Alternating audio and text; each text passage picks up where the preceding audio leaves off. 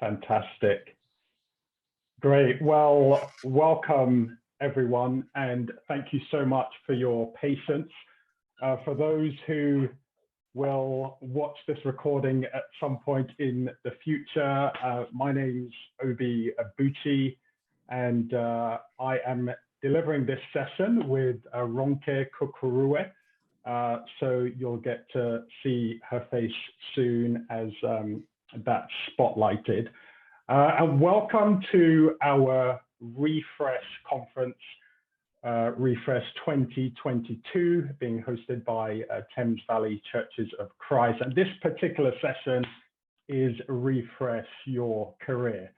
There should have been slides. In fact, there are slides, but because I'm on my phone, my computer has crashed, you won't be able to see the slides. But what I'll do is I'm going to send the slides out later because there are some bits of information that would be pretty useful for you to see. Just a little bit of background about me, and then Ronke, I'll let you introduce yourself shortly. I am married with 3 incredible boys, married to Ronke's sister, actually, Meiju, formerly Ademilu, now a very proud Abuchi. And just so you know, I'm Igbo, she's Yoruba, so there's a lot of tension typically between the Yorubas and Igbos, but we're Christians, and so that heals a lot of that tension. I've been a Christian for 26 years. I am a coach and trainer and author. I run a coaching and training business, and very excited about some of the things that I'll be sharing. I'm going to let Ronke introduce herself now, and then we'll dive into what we're planning to share this morning. Thanks, Obi. Good morning. Good morning. It's great to see all of you here. Thanks for jumping in and having conversations while we got things going. So I am married to a wonderful man, Ben, and we have 3 children, 18, 14, and 11, which is unbelievable. And my husband is from the Delta region of Nigeria, and I'm Yoruba, and we don't have any issues. So how Obi has said they have issues between, we don't have any, obviously. No, I'm just joking. I've been a Christian for almost 30 years. And even as I say that, I can't quite believe it. But I got baptized the day before my 18th birthday and stopped doing the math, stopped trying to figure out my age, because I said, oh, almost 30 years, I can see your brains going for it. And I am also a coach and a trainer. I also run a coaching and training business all around equipping and supporting women to speak up with intention. And I'm really grateful that Obi and Ronke asked me to be a part of this conference. I'm so excited and really proud actually of what has come together, and feel really grateful that I get to share a little bit of my story and just share a bit of my journey with you all today. So that's me. Thank you. Brilliant. Thank you, Ronke. Great to be doing this as a family, in a sense. Now, before we dive in, I've got a poll. We've got a poll that we want to we want a little bit of interaction with this as we're going through. We've got some things to share, but we also want your input. So I'm going to launch the first poll, and it's just, why are you interested in refreshing your career? Because this particular session is Refresh Your Career. So why are you interested in refreshing your career? Answer the question. It should come up on screen. And afterwards, I'll give you an opportunity to see the answers. So you should see it on your screen now. It's a multiple choice, so you can answer any question or give any answer that resonates with you. All right, I can see the answers are coming in.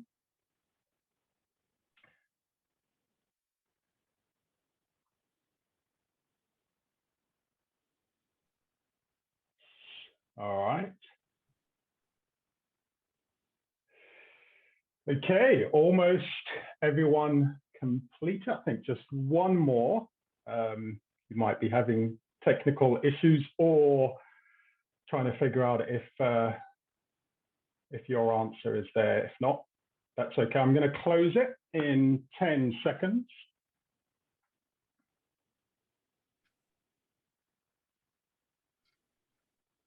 All right, so we've had a majority of the answers, so that ends the poll, and I'm going to share the results now so you can see. So you can see there, we've got 60% want their career to be more fulfilling. No one says they want their career to be more challenging. That's interesting. We'll come to that. And then 50%, I want my career to be more rewarding, including earn more money. Well, you'll definitely want to be in Andy Azilo's session later on, where he'll be talking about refresh your finances. And then 50% say, I want my career to be more meaningful. All right, so closing that. Thank you for answering that. Clearly, most people, the reason they want to refresh their career can be multiple things. It's, hey, we want it to be more meaningful, we want more fulfillment, we want to experience more of that passion, more of that job satisfaction. Well, I've got one more poll for you that's quite relevant to this, because if most people want more meaning, more passion, more fulfillment in their career, let's see if you can guess how many people are engaged in the workplace according to a Gallup poll. So I'm going to launch this poll now. So this was a survey completed by Gallup. What percentage of employees are engaged at work? What percentage of employees are engaged at work? This was done about a year, two years ago. Let's see what responses we've got. Okay, so again, the answers are coming in pretty thick and fast.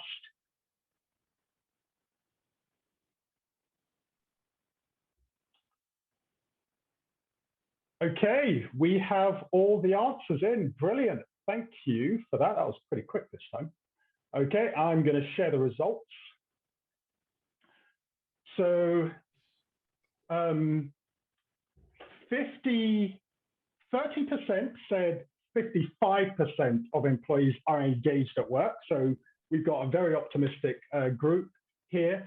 30% said 15% are engaged at work, and a majority have gone for the classic, hey, here's a multiple choice, or well, actually one correct answer, and I'm going to go for the one in the middle. That sounds about right, 35%.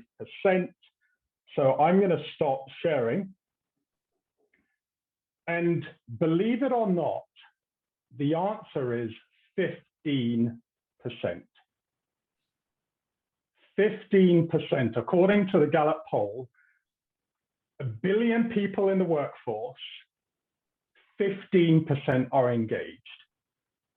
Now, for the incredible mathematicians in the room, we know that means 85% of people in the workplace aren't happy or engaged at work. And why is that? I don't know. But what Ronke and I want to do, though, is we want to, in the next 25 minutes, we want to share 2 ideas with you that will help you with this goal, this desire to have more fulfillment, more meaning, more rewarding experience in the workplace. Just before that, I want to share a story with you. Some of you might be familiar with the ancient version of this story, but this is a contemporary version of the story. A business owner was leaving for a long time on a trip and brought 3 of his best employees in to run all he owned while away. To one, he gave 4 million, another, he gave 2 million, and the third, he gave 600,000 pounds. And they were to manage this amount while he was gone. He came back eventually and had a debrief with each of the employees. And the first one had managed the money wisely, doubled the wealth. And so the business owner gave her 8 million pounds worth of shares and half of the company to oversee. The second employee came in and he had managed wisely and doubled the wealth, and the business owner gave him 4 million pounds worth of shares and a quarter of the company to oversee. Now, the third employee happened to be really afraid, just was so scared of losing the wealth. So he hid it. He hid it the entire time, did nothing with it. So I'm going to hide this money. Didn't want to lose a penny. It's like, I'm not risking nothing. I don't want to lose a penny. When the business owner comes back, I'm going to give them every single bit of that 600,000 pounds. And you might be thinking, okay, well, surely the business owner was happy, right? COVID might have happened, all sorts of things, none of that money lost.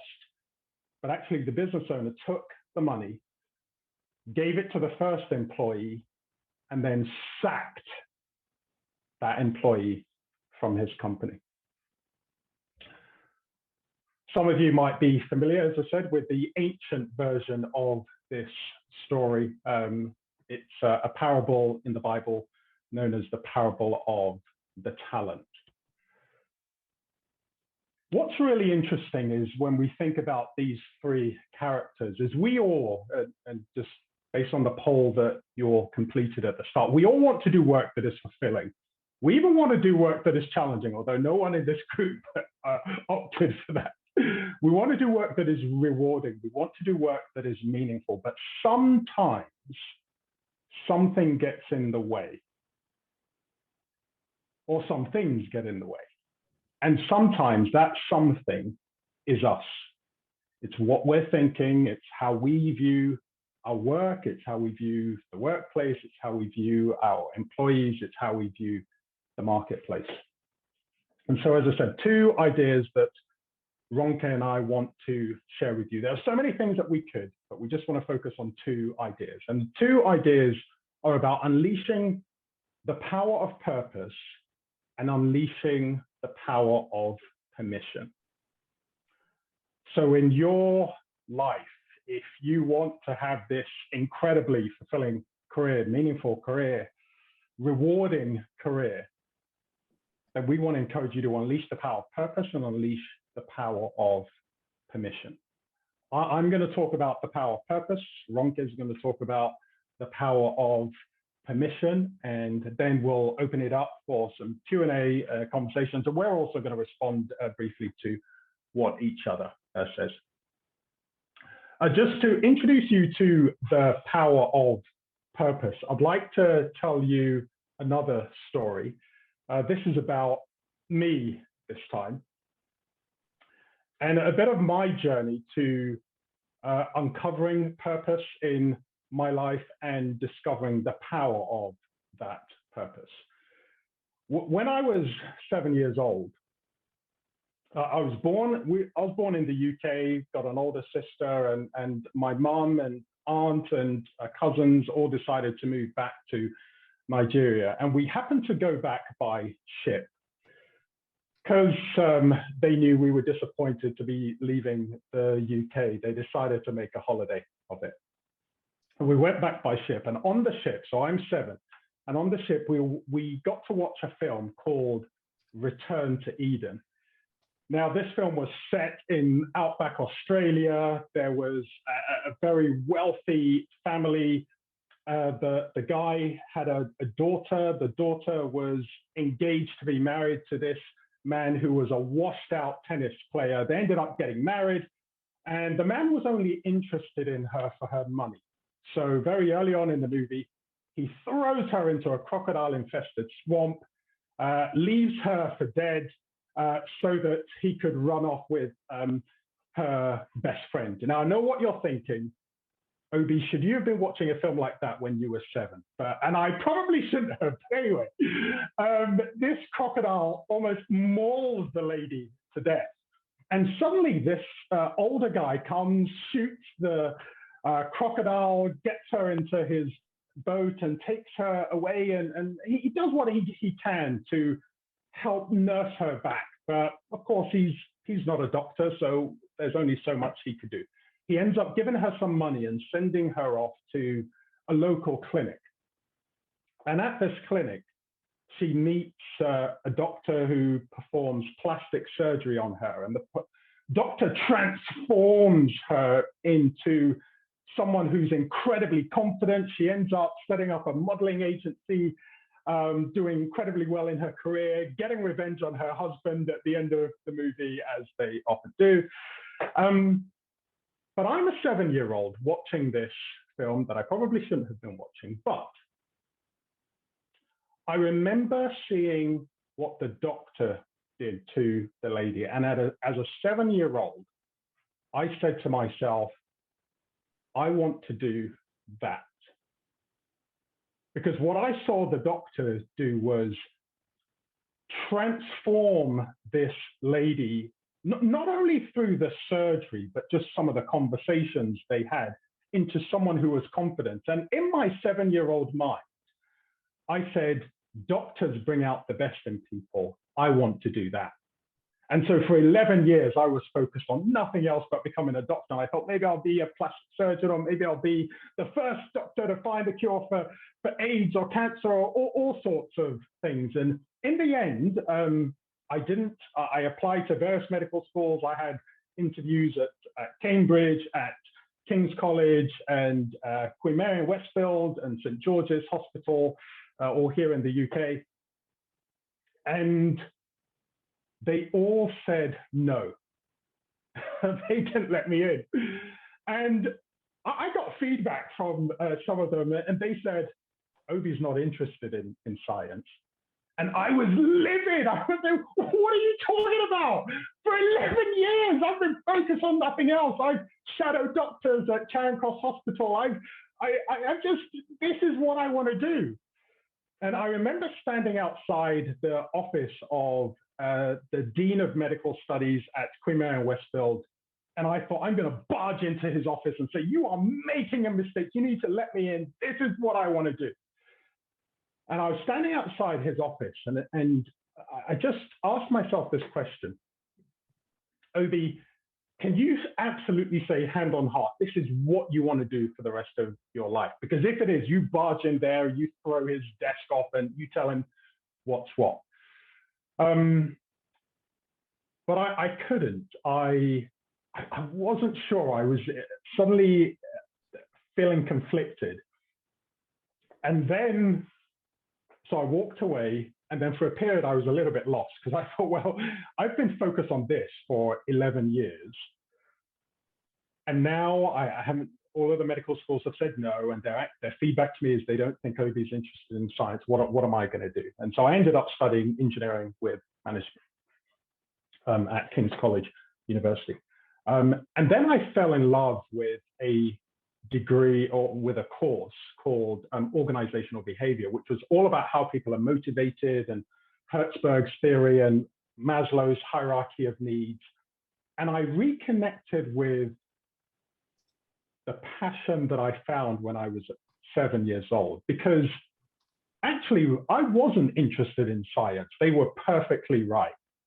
What I was interested in was people and bringing out the best in people. And I just locked onto the fact that it was a doctor that did that in that situation. But I think now, on reflection, I would have been a terrible GP, because I'd have been one of those. I'd have probably been kicked out, because I'd have been one of those that wouldn't have been able to stick to the 7-minute rule, or whatever GPs have these days. I'd have sat down and said, hey, sit down, let me analyze your life. Let's just figure out how we can optimize it, how we can bring out the best in you. And they'd say, Obi, that's not what it's about. Just prescribe them the drugs, get them out there and move on to the next patient. And so in the end, after studying engineering with management and going into an engineering degree, but then reconnecting with this incredible course, organizational behavior, after working as an engineer for about 18 months, I moved out of engineering into business, project management, then business management, and then eventually into consulting, organizational development, and change management. All driven by this sense of purpose that the seed had been planted when I was 7, and it was a journey of discovering. It was a journey of discovering this sense of purpose. And that purpose, as I describe it today, really is about bringing out the best in people, but particularly leaders. Now, I wish I could have shown you this visual, but I'm going to describe it now, and then I'll make sure that it's sent out with the slides. In Japan, they've got a concept called Ikigai. And Ikigai, it's a Japanese concept meaning a reason for being. It's all about purpose. And it's the connection of 4 elements. And those 4 elements are, what do you love? What do you love? And for me, it was just this love for developing people and bringing out the best in people. The second element is, what are you good at? That you have a flair for, that you've got a skill, you've got an aptitude, you've got a just incredible knack for. And of course, the organizational behavior course that I did at university was one of my top ones, ended up getting a first in that in particular, and then developed a passion and a skill and an aptitude for speaking and training and coaching. And then the third concept is, what does the world need? So the first one is, what do you love? Then what are you good at? And then the third is, what does the world need? Does the world need better leaders? Does the world need more engaged employees? Absolutely. And so I found, all right, this is really coming together. And then finally, the final element of this Ikigai concept is, what can you be paid for? Brilliant. Roland just said he's found the image online. It's fantastic. If you could put that into, if you could put the URL into the chat for everyone else, then they could have a look at that as well, Roland. So the fourth element is, what can you be paid for? Organizations spend trillions on leadership development, on people development, organizational development. So for me, it was without a doubt something that not only the world needs, but there's a demand for it. There is a market for it.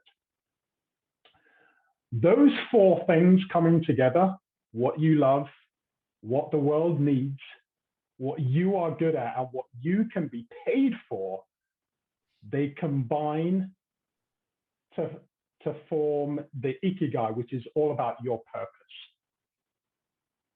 You love it, you're good at it, the world needs it, you can be paid for it. That's an incredible purpose.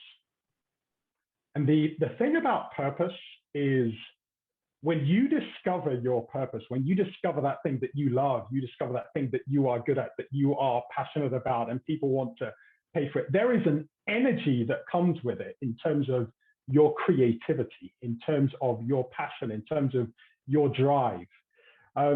Since I moved into the world of consulting and organizational development, I've written 2 books, co-authored a 3rd book, which came out last year. And all because at 7 years old, there was a seed sown in my heart about just that beginning of a purpose, beginning of something that I loved. And in the short story that I've shared, just giving you a bit of a flavor of my own journey, there have absolutely been ups and downs. But the thing that has enabled me to continue to move forward and continue to stay excited about what I'm doing is holding on to my purpose. I'm going to get Ronke to share the second idea, which is the power of permission. Ronke, over to you. Anything you want to say before you kick off? Thanks so much, Obi. Yeah, I love hearing you speak, and I've got a really serious question that I feel like you need to answer, because I think it's really important for our listeners to just hear why it was. I know you mentioned, but why were you watching that film at 7 years old? That's the only question I have for you. But no, on a more serious note, Obi, I'm curious, for those people, I feel like there's some of us who, that whole Ikigai concept, in terms of something that we found that we love, but we found nobody who's willing to pay for that. How do we reconcile those two elements? I could love singing in the middle of, it could just be anything, but nobody wants to pay me. So how do I move forward? So before I share, I'd love for you just to be able to answer that, please. Thanks, Ronke. Great question. Which one, the first one or the second question? We'll answer the first one another time. Yeah. I mean, that's such a great point, right? I'm passionate about it, but do people want to pay me for it? One of the things that I love chatting with my boys about, and sometimes when I'm speaking, I chat with audience about, is the X Factor principle. So there are so many people, right? And we've all seen it, that they go on to X Factor and they think, man, I am the next Mariah Carey. I am the next Jay-Z. Simon, I mean, to be honest, even before I sing, I think you might as well just say you're in, because I really think I've got it. And there's this important principle of just objectivity, and just because we're excited about it and just because we think we're good at it doesn't necessarily mean that it offers value to the world. And so it's so important to have people, trusted people, objective people around you who can give you some input on how valuable, one, that skill or passion it is that you have, and how much of a need there is for it in the market, right? So there's a bit of a journey to discovering if the market actually needs it, if it is valuable. So, and there's more that could be said on that, but that's what I'd say for now. Just bear in mind that X Factor principle. Brilliant. Thank you, thank you, thank you. Okay, so now I'm going to be sharing all about the power of permission. And I'm going to invite all of you. Obi has just shared all this incredible stuff about us finding our purpose and this Ikigai concept. And I want to invite you to actually just pause and to feel free to even close your eyes, because I want to ask you a few questions that I want you to really just try and engage with, and to get into that spirit of thinking about the answers to these questions. And I doubt that you'll be able to figure out all of the answers now, but just to give you a sense of what could the answers to these questions be. So feel free to just take a pause, take a deep breath. Feel free to close your eyes, as I said, while I ask you these questions. What would it be like for you if you gave yourself permission to pursue any dream? To have that scary conversation, to find a new job. What would that feel like for you? For you to move forward in that space, whose permission do you feel like you are seeking?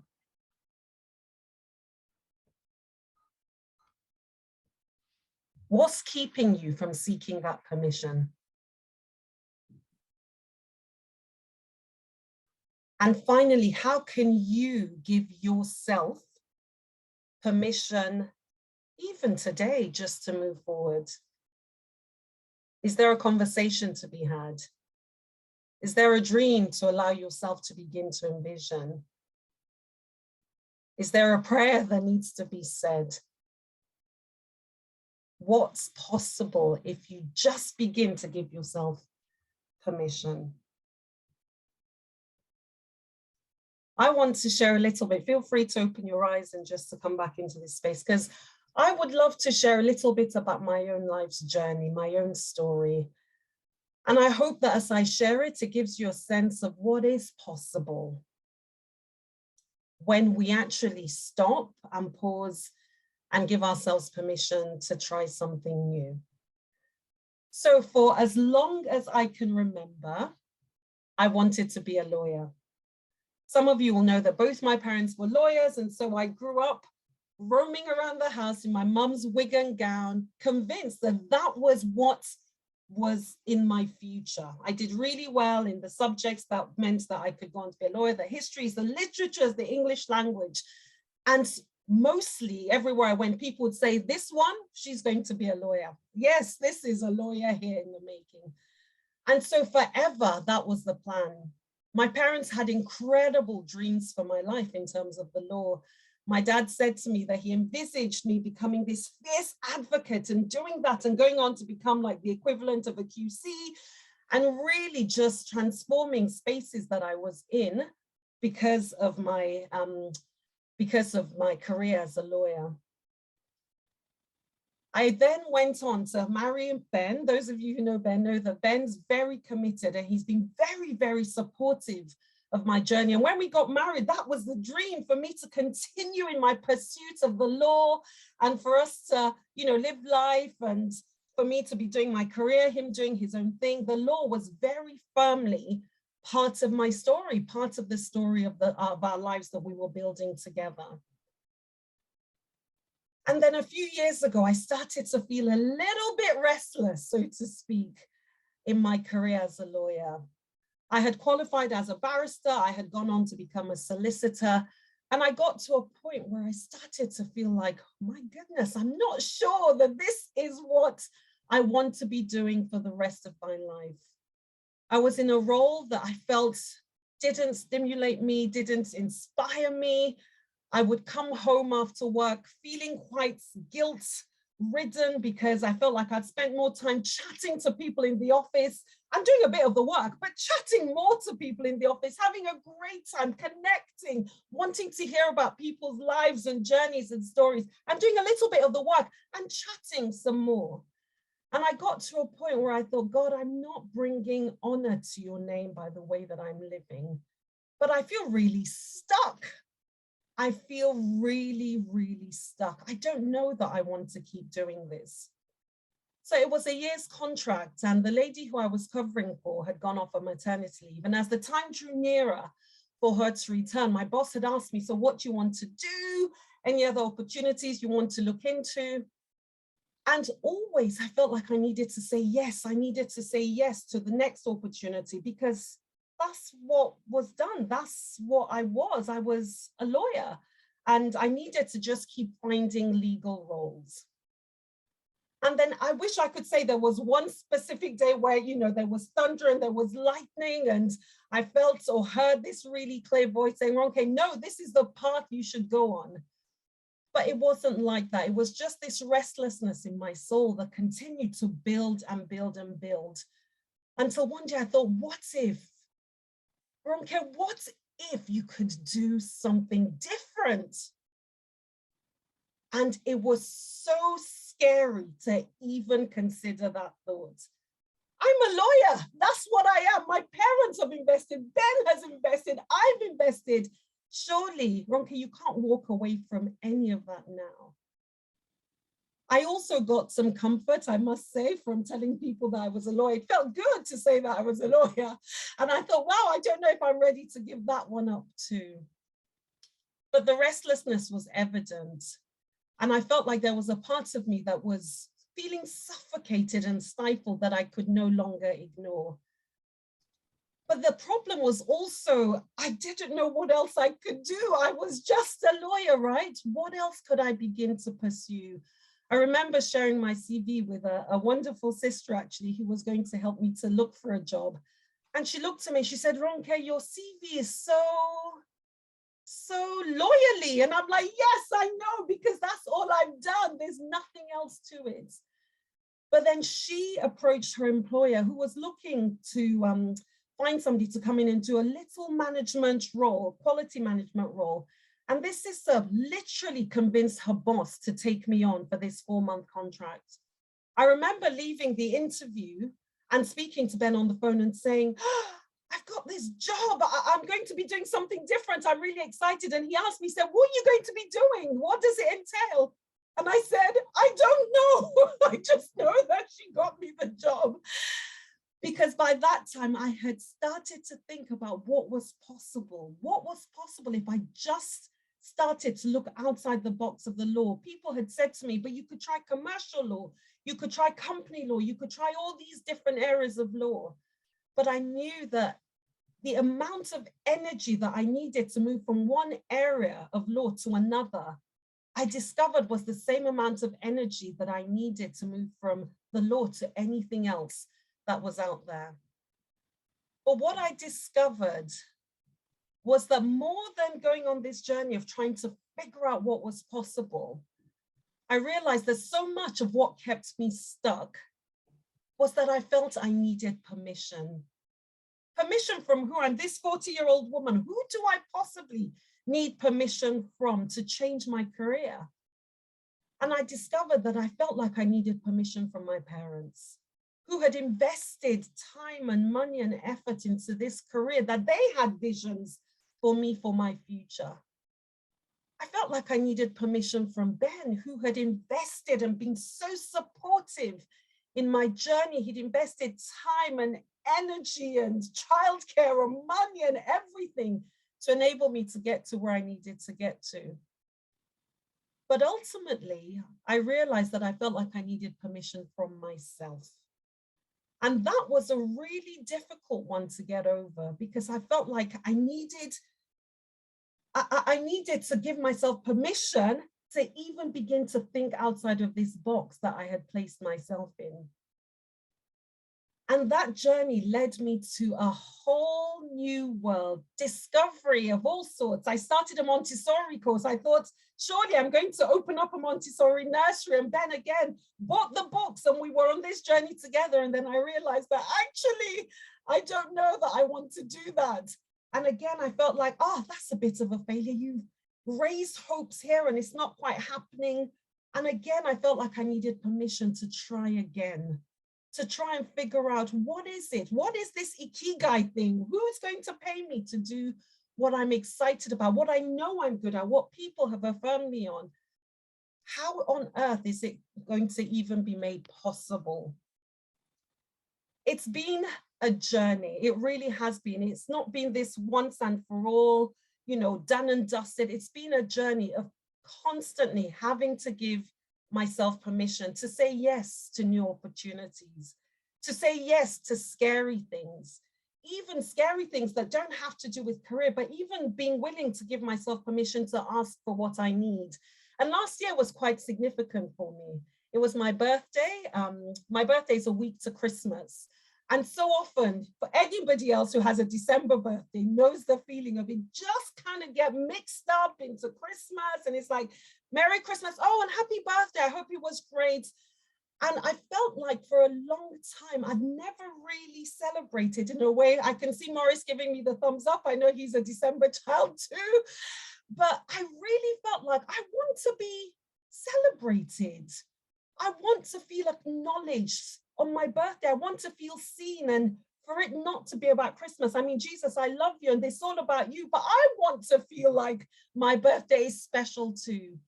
And I remember saying to a group of friends who we were meeting around my birthday, these are people who are really close to me, but even with them, I felt like I need to give myself permission to ask to feel celebrated. And that was really hard, but I did it. I said, guys, I know we're meeting up to celebrate life and Christmas and the end of the year, but actually, Can we make it about celebrating me?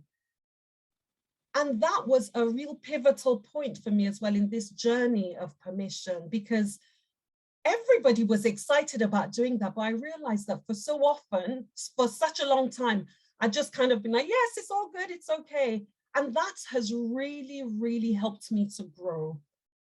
So I want to ask you, what is it that you need to give yourself permission to do?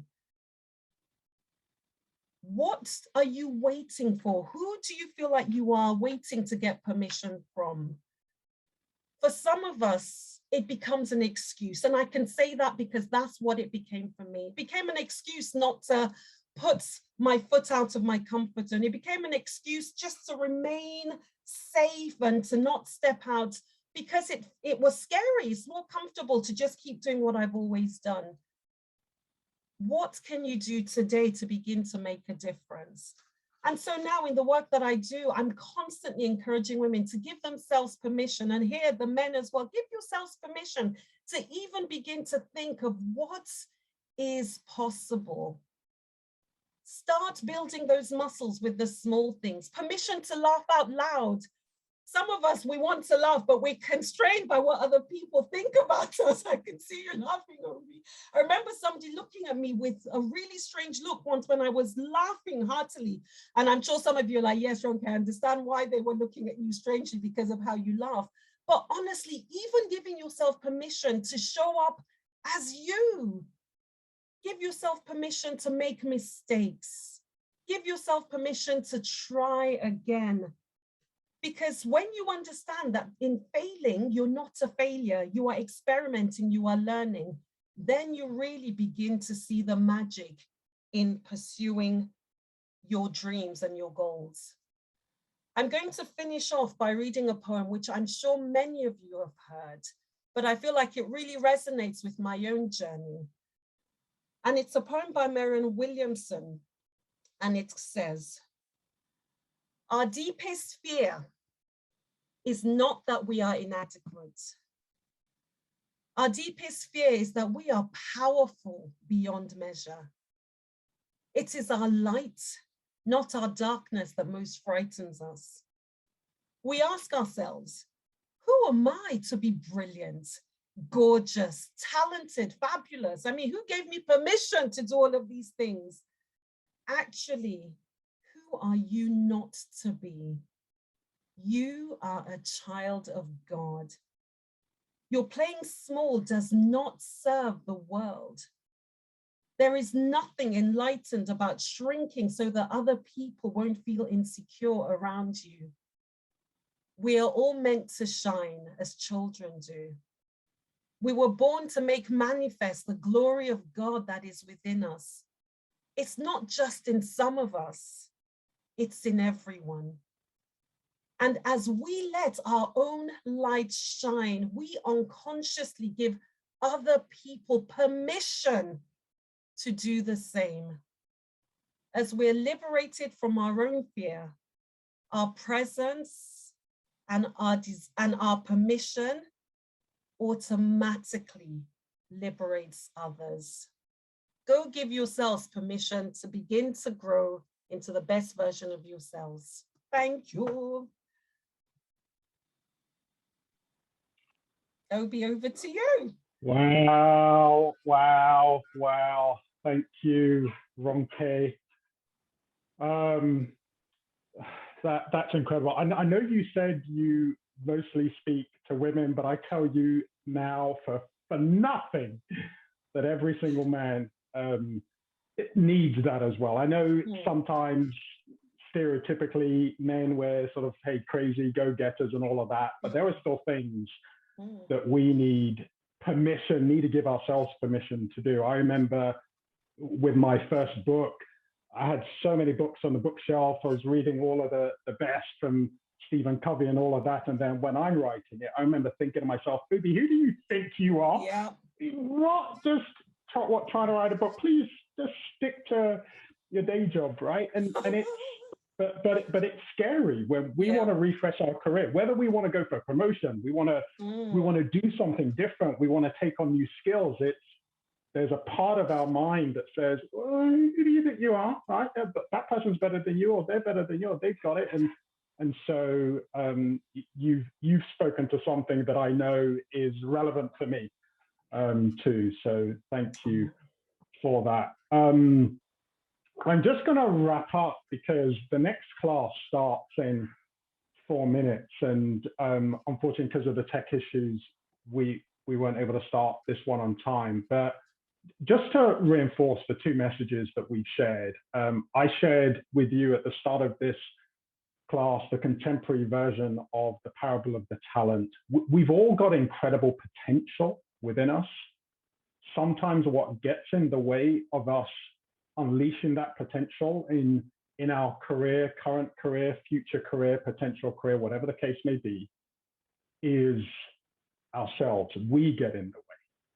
And so our encouragement to you is apply that Ikigai concept, right? Discover your purpose. What is it you're passionate about? And connect with what are the needs in the market, and what are you good at? And draw, as Ronke did, on all of the great friends around that have just connected with or know us, just draw on that and give yourself permission. The incredible thing about the story, the parable of the talent, is the master, the owner, that doesn't say, here's how you need to do it. We are given incredible freedom, incredible flexibility to apply our own creativity to it. So give yourself permission to try, give yourself permission to get it wrong, but give yourself permission to be the best you that you possibly can be. I put our email addresses in the chat. If you got any questions that you want to ask, follow up on, we'd be more than happy to chat. We apologize that we didn't have enough time for Q&A, but we also obviously want to respect that the next class starts shortly, so we want to give people space to go and enjoy those. So thank you everyone for joining in and being part of the poll at the start as well, and for listening. And we wish you an amazing 2022 and a phenomenal career ahead. Thanks so much, Obi and Ronke. It really touched my heart. It was really, really helpful. Thank you so much. Oh, you're welcome, Jenny. Thanks, everyone. Thanks, guys. See ya. See you soon. Bye, Sandra. I see your hand. Thank you both. I should stop recording. Thanks, Maurice.